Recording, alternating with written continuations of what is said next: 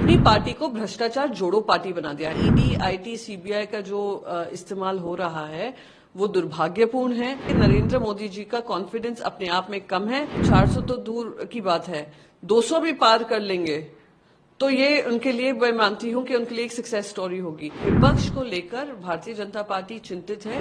देखिए, जिस तरीके से कल से प्रधानमंत्री नरेंद्र मोदी जी ने कच्चातीवू के बारे में बात शुरू की, जहां देश की पहली महिला प्रधानमंत्री के ऊपर उन्होंने आरोप लगाए, वो महिला प्रधानमंत्री जिन्होंने पाकिस्तान के 2 टुकड़े कर दिए थे, यह आरोप लगाया गया कि वो लैंड जो आइलैंड जो है वो हमने श्रीलंका को सीड कर दिया। इतना दुर्भाग्यपूर्ण है और उसमें इनकंसिस्टेंसी है। आज भी प्रेस कॉन्फ्रेंस में कहा कि हमने सीड कर दिया। मैंने उसी के चलते, क्योंकि वो एक आरटीआई का हवाला दे रहे हैं जो 2024 में एक बीजेपी के कार्यकर्ता जो बीजेपी के एमपी कैंडिडेट हैं तमिलनाडु में, वो फाइल करते हैं। केंद्र सरकार जो भारतीय जनता पार्टी की है वो जवाब देती है, तो उसी आधार पे 2015 27 जनवरी 2015 के एक आरटीआई का जवाब आया है, जब खुद विदेश मंत्री जो है उस समय फॉरेन सेक्रेटरी थे, उन्होंने क्लियरली ये स्पष्ट कहा है क्योंकि लैंड डिमार्केटेड नहीं थी, वाटर्स डिमार्केटेड नहीं थे, ना कुछ इंडिया की जो एरिया है सीड किया गया है या अक्वायर किया गया है।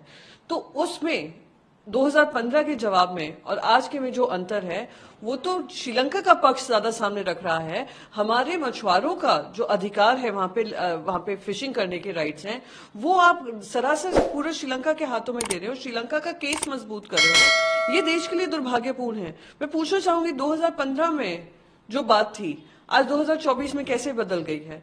ये राजनीति के चलते है, क्योंकि तमिलनाडु में कुछ उम्मीद कर रहे हैं प्रधानमंत्री नरेंद्र मोदी जी के 1-2 सीट्स और पा लेंगे और at the cost of our relationship with Sri Lanka. ये दुर्भाग्यपूर्ण है। मैं बस यही कहूंगी, करप्शन से मुझे बार बार याद आता है नरेंद्र मोदी जी के वो नारे जो 2014 में उन्होंने लगाए थे, बहुत हुआ भ्रष्टाचार अब की बार मोदी सरकार।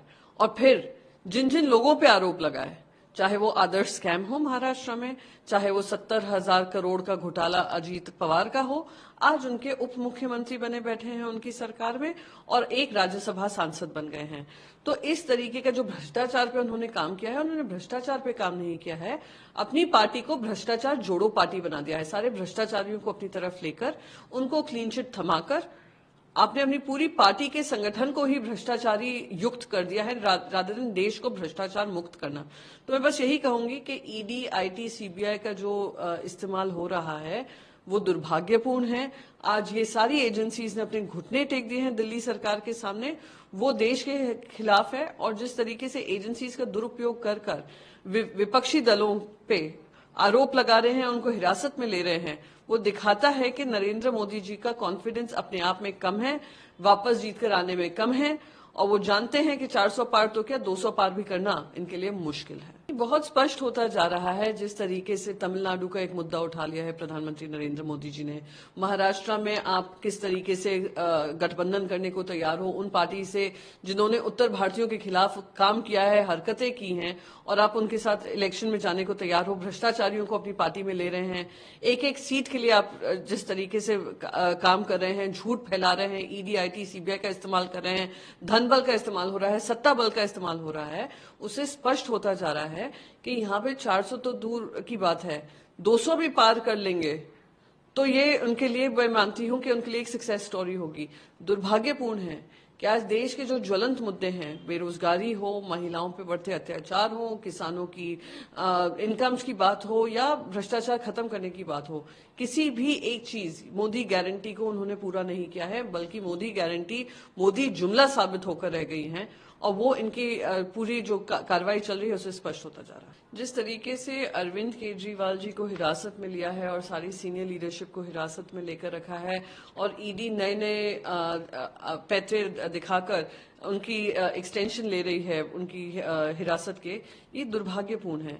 और ये बहुत स्पष्ट साबित होता जा रहा है कि जब से आम आदमी पार्टी और कांग्रेस ने दिल्ली में चुनाव लड़ने का काम किया है, इन लोगों में एक ऐसी माहौल हो गया है भारतीय जनता पार्टी में, जहां जानते हैं दिल्ली में तो ये लोग सीट्स नहीं जीत पाएंगे। और ईडी, आईटी, सीबीआई का इस्तेमाल कर कर उनको जो हिरासत में रखा जा रहा है दुर्भाग्यपूर्ण है, और फिर से दिखाता है कि विपक्ष को लेकर भारतीय जनता पार्टी चिंतित है, इसलिए उनको या तो चुप कराने का काम कर रही है या उनको हिरासत में लेने का काम कर रही है। पर सत्य हमेशा ही विजयी होता है, भले ही उसको समय लगे। मैं उम्मीद करती हूं कि अरविंद केजरीवाल जी को जल्द से जल्द सुप्रीम कोर्ट या हाई कोर्ट से राहत मिलेगी।